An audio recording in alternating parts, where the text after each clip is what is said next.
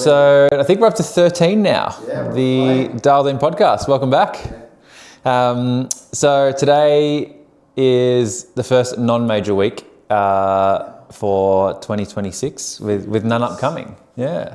It was a bit of a nothing week in the golf world. It was, until a certain young somebody won on the PGA Tour to make it a little bit more exciting. I've been talking about it for the last 12 months. Yeah. Yeah, it was good. It kind of broke up a dead week. It was like we had a bit of a nothing PGA Tour event.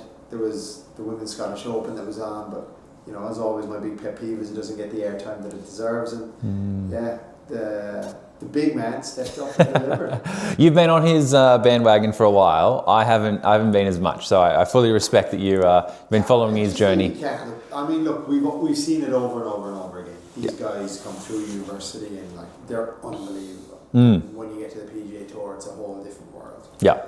You know, this guy on his third professional start, because he's had 11 PGA Tour starts, even as an amateur. Yeah. Okay. He wins on the third. This is the first cut and wins on the third. It's very impressive. Pretty good. Yeah.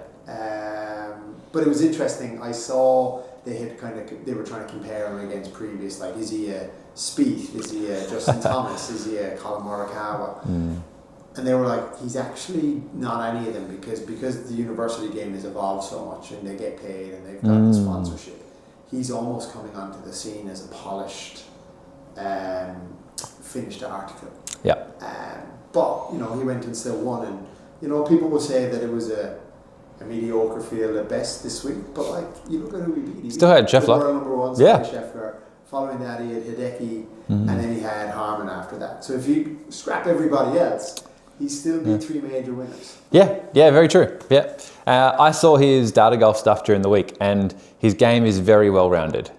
It's not like one. Unbelievable. Yeah, but it's not like that, you know. And I think to win on tour, right, you can have a good putting week. Yeah. For the most part, but his game in particular, it's not like he drives it, you know, phenomenally like Rory, or his ball striking with irons is amazing like Colin Morikawa. Like you said, he doesn't really compare to anybody. Yeah. He just got an overall very solid game, yeah. which is very impressive. It is. And yeah. Like, I mean, he's been NCAA Golfer of the Year for the last 3 years in a row, championship winner. Like, he's ticked all of those boxes.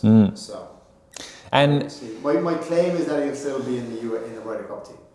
Well, first, I think he needs to be on the President's Cup team for sure. They're almost saying that that's a shoe-in. Yeah, like, just to give him some experience, right? Yeah, I think that's great. And he's probably that next like wave of young talent that the US need. I think so. I was pretty excited by it. I was like, good to see him win. I woke up Monday morning and I was like, all right, I'm happy to watch the back nine of this. Yeah, because it was on quite early for us. For a bit of a nothing tournament. Yeah. More importantly, what's in his golf bag, right? So he had 14 Titleist clubs. Yeah. GT2 driver, not GTS2 yet. And that's the one thing that hasn't changed for a while for him. The thing I love seeing was he's got a Fujikura Speeder shaft in there, which is, you know, throwing it back a little bit, right? There's not too many of those left on tour. They've all sort of been replaced by Ventus for the most part. Yeah. DJ was famous for using a Speeder for the longest time. There's been so many versions of a Fujikura Speeder. They're up to Evo 6 last time I checked. It'll be interesting to see if that kind of shifts now, because he's fully on tour and is going to be embraced. Obviously, if you win, don't change a thing. But then it'll be interesting, like, you know, sponsor pressure. Well, he did have a GTS3 fairway wood in the bag, with Graphite Design DI in that one, and then he had a DI shaft in a driving iron, or a 3-iron, and then his T series combo into a MB in the short irons, all with Project X, and then of course some Vokey's SM11. So nice to see you updated the wedges to the most recent model, and I think the last one will be the driver. But obviously, if you're winning, don't leave it alone. Don't touch it. An interesting thing I saw when you mentioned wedges, that it was a clip I was watching of a tour of the Titleist truck, and that most players will just change their wedges every week. If you can, why not? Yeah. Because it's just the grooves are sharper and better, and the spin that they get. And from last week to this week, right? Huge change in turf conditions. Oh, yeah. You're probably going to need something different. More commendable not that he won, but that Scottie backed up being in the Open and Yeah. flew back to the US for that. I'm like, all right, you're doing your time. Yeah, you're grinding. Yeah. Because I honestly, the come down after a major like that would be phenomenal. Especially because it was such a good major as well. Yeah, I think people are still feeling that hangover. It kind of spilled into this week a bit. It's like, just give us more of that golf. Absolutely, yeah.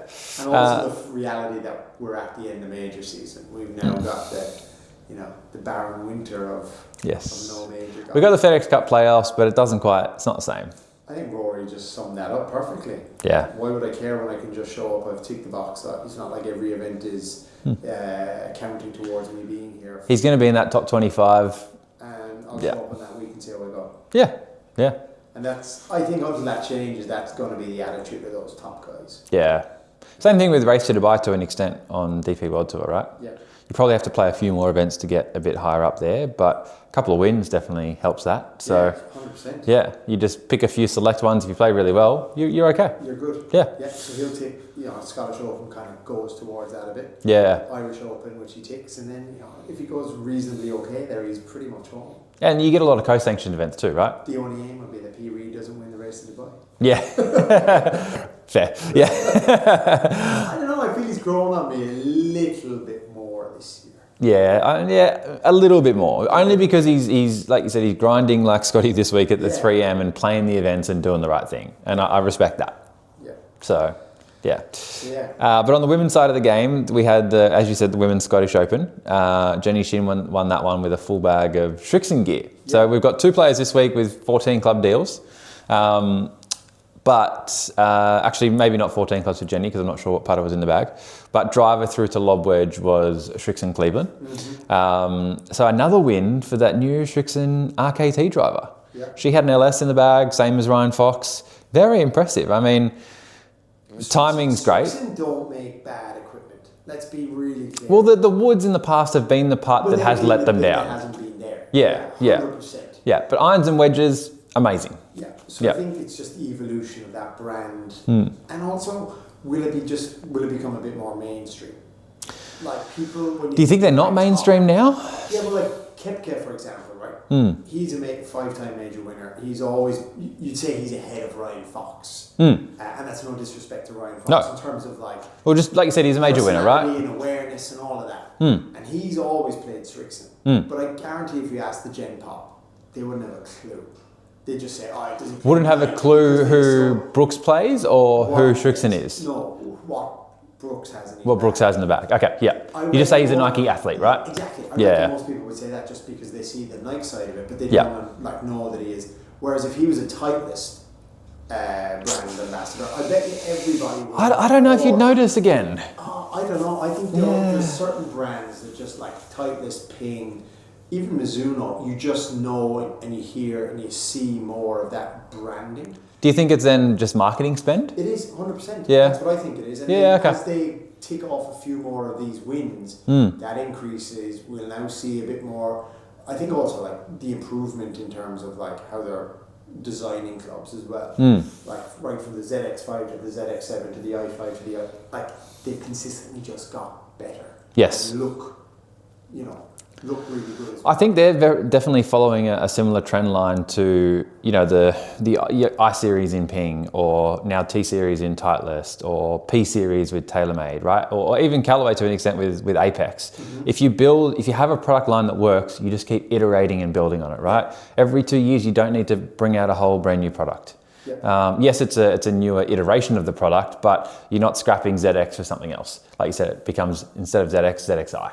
Yeah, exactly right. That's all you need to do. Not broken. Yeah, exactly. And that's like the ZXi7 is the #1 model on tour for brand agnostic guys. Yep. And their feedback from ZX to ZXi was, don't change it too much. Well, even if you look at Lucas Herbert, he had a mixed bag. And what a mixed bag. Yeah. Not two brands you'd normally associate together, right? I think that's where we're going to see it. Like, it's always been known as forgiving iron. The thing at the woods, right? Maybe we just start to see more, their drivers in the woods in.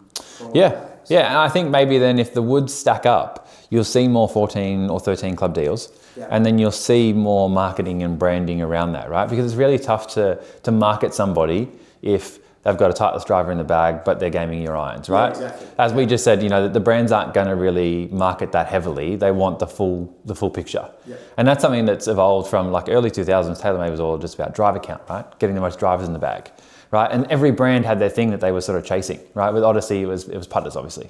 Yeah. So that's gone now, and now the brands want 14 or 13 club deals, so that they can really market that golfer, because pro golf isn't what it used to be. Now it's gone the way of ambassadors and creators, yes. and influencers. Then they need to sort of be doing something different. So, and they need to get more value out of these guys that they do have on contracts. Especially if the contracts that they're signing are at the price point that they are, it's maximum extraction in that value, as you said. That's the key piece. And I think that's the evolution of where it's going. Like, it's not like well established, it's new players coming onto the tour. Jackson Koivun being a prime example of that. Yeah. He was obviously aligned to Titleist through his university career, but then signed a sponsorship deal with Malbon.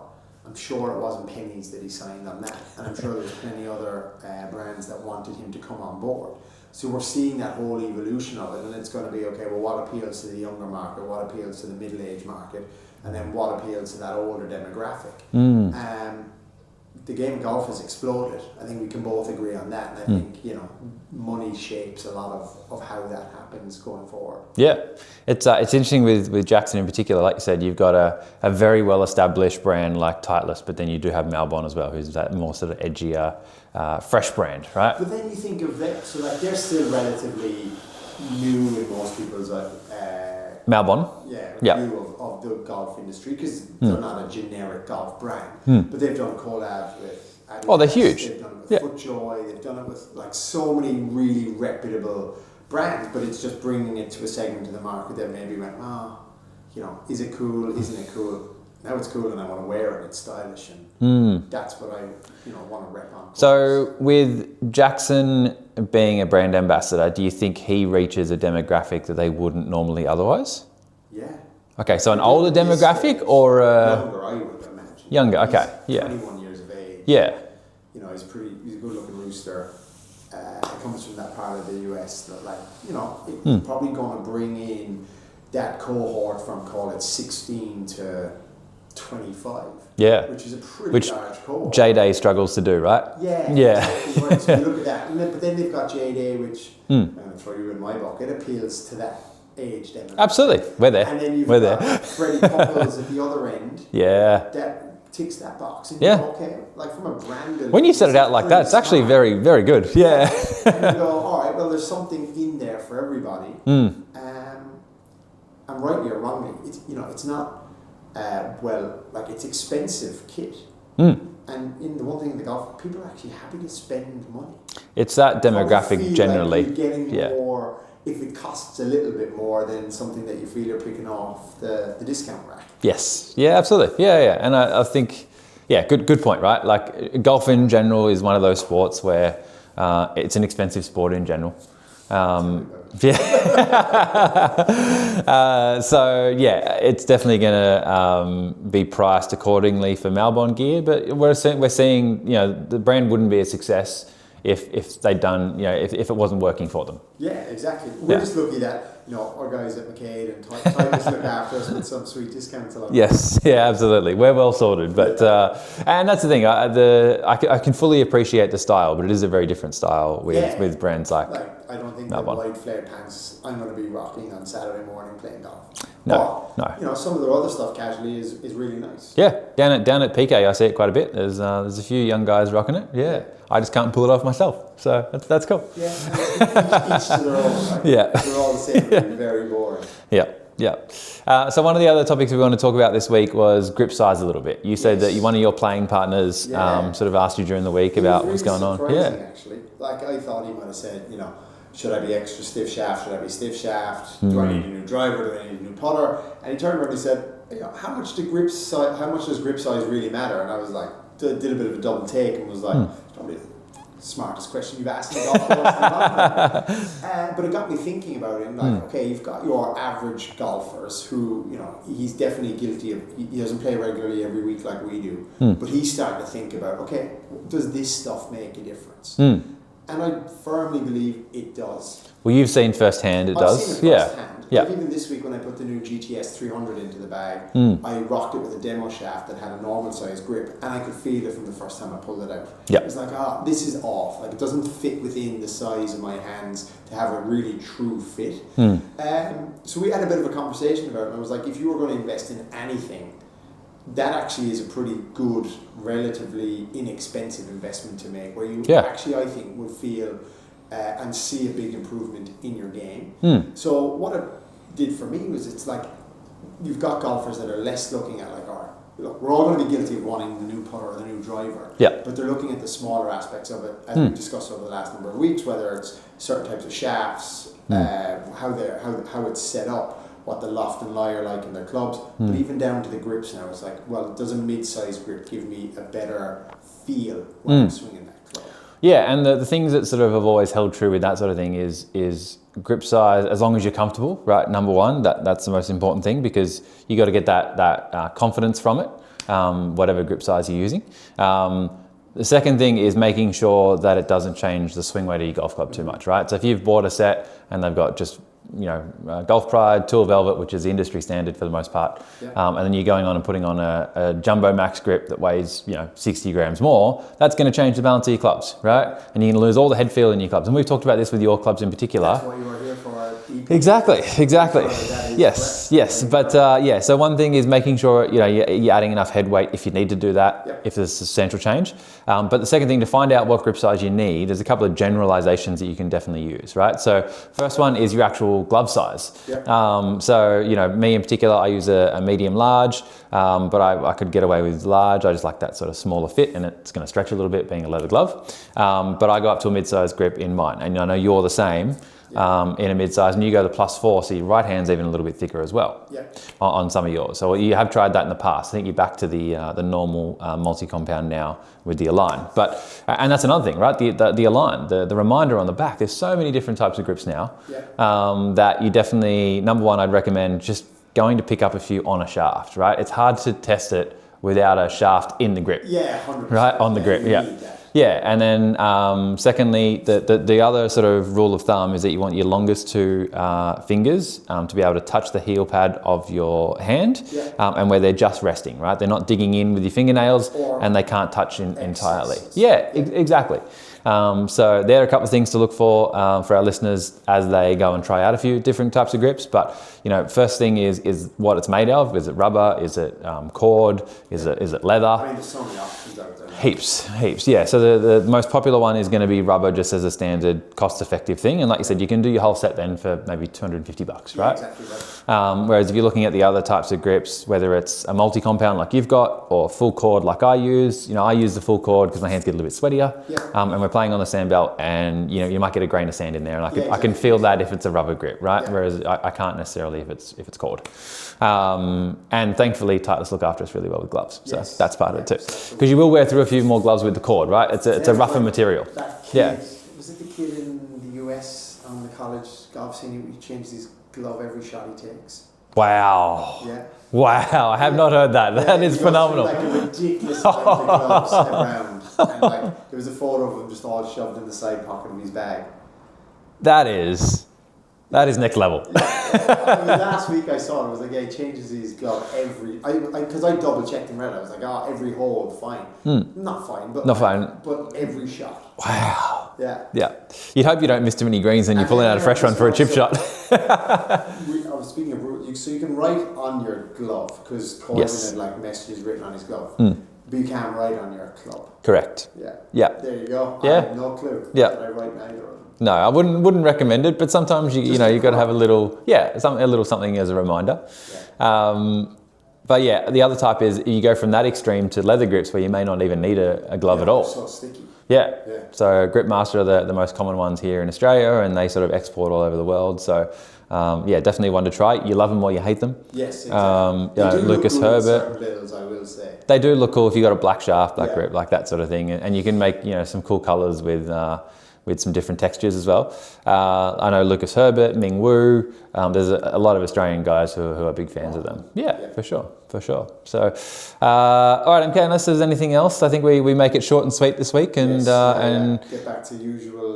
Yes, I got to get back to building some golf clubs, and then, like I said, we're hopefully going to have a guest on in the not too distant future. Looking forward to it. But first, we got to do dialed in or out of bounds. Yes. So dialed in or out of bounds on 14 clubs of the same brand. Can I caveat? I'm glad you are, because I'm going to have to. Yeah. So go on, yes. If it makes absolute sense, Hmm. then I have no issues with it. Mm-hmm. Do I have personally 14 clubs of the same brand? No. In what case would it make sense to you then? Because my only one In that the it makes... really rare instance that every single one of those clubs is the right fit for you, which I think is rare. Oh, I just don't extremely think rare. Across the entire plethora of brands and clubs, that those 14 branded clubs, whether they be Titleist, Ping, TaylorMade, whatever it is, are the exact ones that should be. Like, I just don't see it. Yeah, that happens so I've got infrequently. Srixon irons, I've got Titleist Woods, I've got Lab Putter. Like, that's what fitted and worked for me. If you said to me, all right, you've got to go all Titleist, okay, I probably wouldn't have an issue, because you're getting Scottie Cameras, you're getting Vokey wedges, you're getting Titleist. Yeah. Like, There's certain it's a brands good that brand have a good everything. Yeah. What do I think? Like, Are they the best everything, right? Yeah. I'm going to say out of bounds on it. I'm going to be out of bounds. Yeah, okay, well look, Some people might disagree, but I'm going to be out of bounds. I have to have a caveat. I am a Titleist ambassador, but from putting my brand agnostic earnest performance hat on, it very rarely happens that 14 clubs of the same brand work for one individual, right? There's some people that just want that because they're just a little bit particular and they just want to see the same brand in their bag. Fine, we'll absolutely set them up the best we can, right? And you can still do a really good setup these days with any brand. But for the most part, I'm going to say out of bounds as well, that you need to do some testing and figure out what's right. And being, true to, I suppose, our golf purity. Rocking up on course with 14 of the same clubs, same brand, in a brand similar bag. Yeah. It's like screams newbie all day long, right? It's along those lines. Yeah. So yeah, that was the main one for dialed in and out of bounds this week. Well, I'm sure we'll catch up and have plenty more next week. But until then, MK, it's been a pleasure, and we'll see you next week. Cheers. Bye.